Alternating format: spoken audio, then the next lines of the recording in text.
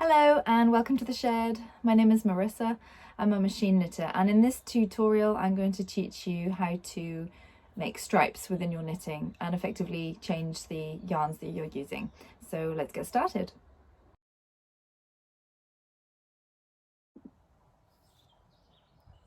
So I've selected two yarns of contrasting colours so they're going to show up the stripes nicely. You could have whichever colours you like, maybe even rainbows stripes, that might be appropriate right now. But anyway, I'm going to select my needles using the needle selector, probably a sample just like we've done before, so 2 to 2, which is a 40 needle sample.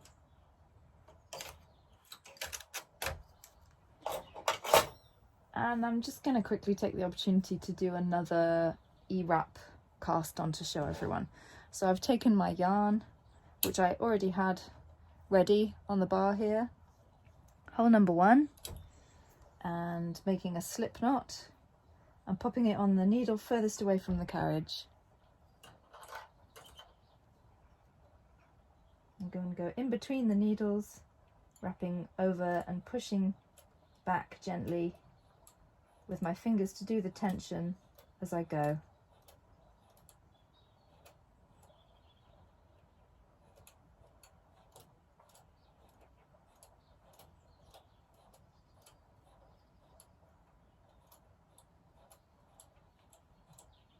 Now I've got my tension on the carriage set to 3 because I know that that is correct for this yarn, and the other dials we just want to do plain knitting, so this is going to be at the front here. I think we are now ready to do our first row.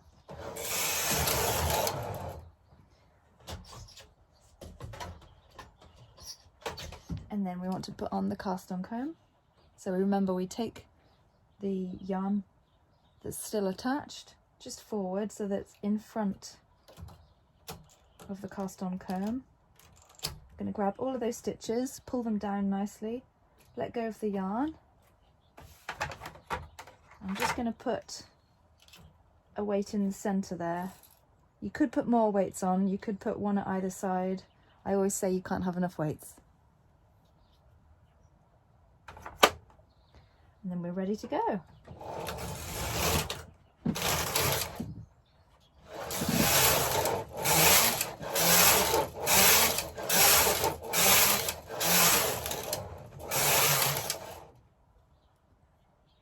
So I've got a few rows of my pink yarn there, and at this point I would like to change to the grey.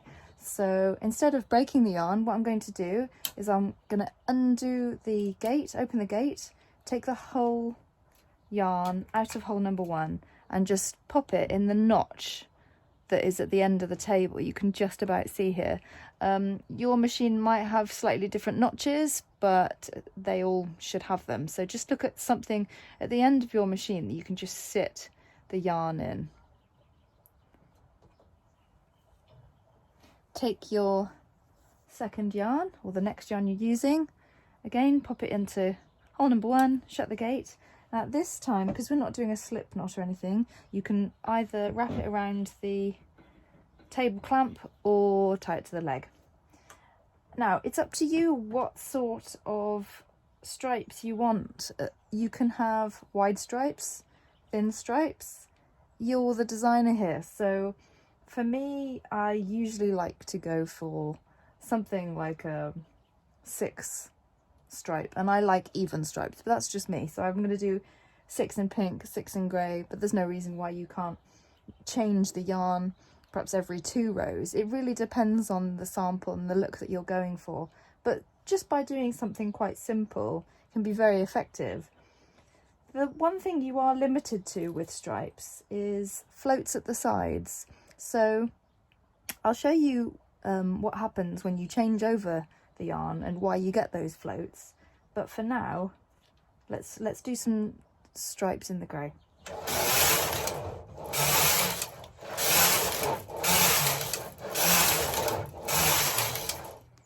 So there's my 6, and I want to change back to the pink yarn, so I'll take the grey out and pop the grey one at the end of the table and pop the pink in hole number 1 and shut the gate. Now, I don't know if you can just see in the video, possibly not, but there's a cross in the yarns that are above your head. The cross is okay where the yarns cross. What you don't want is a knot. And that's because it would prevent the yarn from coming up through the yarn feeder and running smoothly. So when you change the yarns round, just make sure that nothing is knotted. Make sure that nothing is obstructed underneath the carriage, so it's all running smoothly. And we can probably do our next 6 rows. Now, as I'm not cutting the yarns, there's going to be a float showing up here. Let me just do the next 6 rows and you'll be able to see.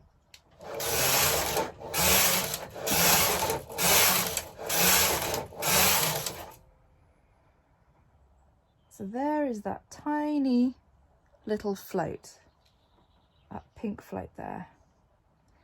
And that is there because it's skipping those 6 grey rows. Now, it's not a problem if you're making a garment and this float is perhaps in the seam, then it doesn't really matter because it's going to be hidden away.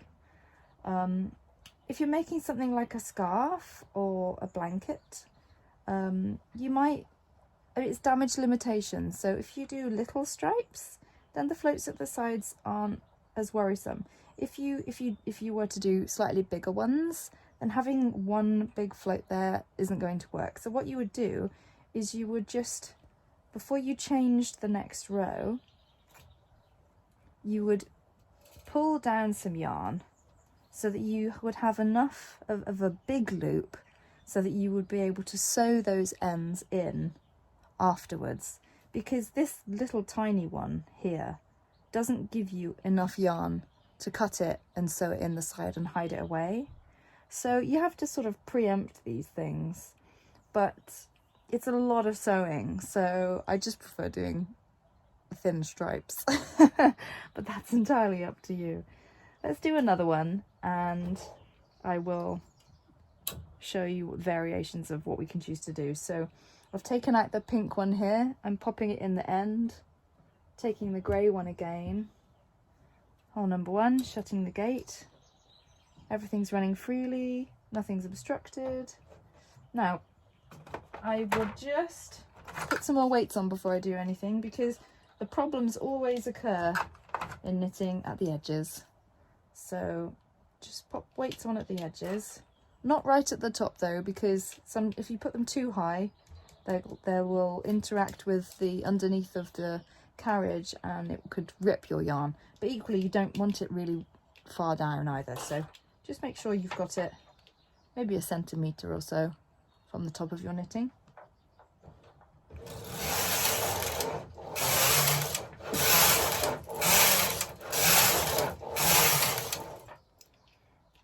And we're away. So you can see that there's our grey little float there as well.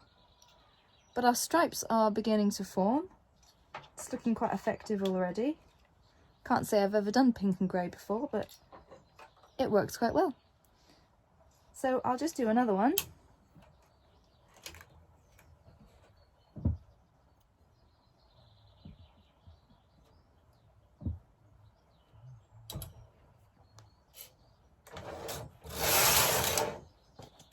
Oops, forgot the weight.